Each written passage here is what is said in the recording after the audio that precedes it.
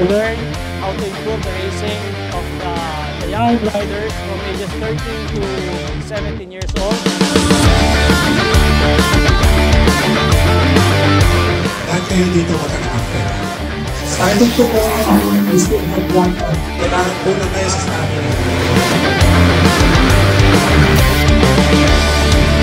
Itatry ko po ulit manalo po. Sigad na po bala kung ano po ibibigay po sa akin.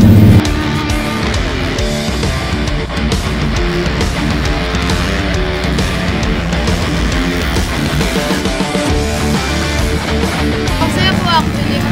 Mas nag-improve po ako dahil po sa mga coach po dito at mga nagtuturo din po sa akin.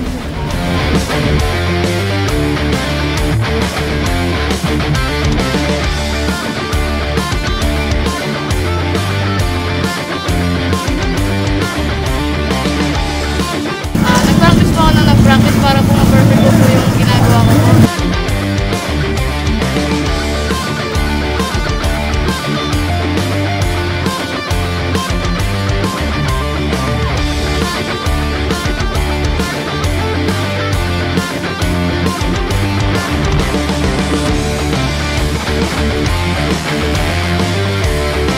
Thank you po sa Honda Pilipinas trip ko po.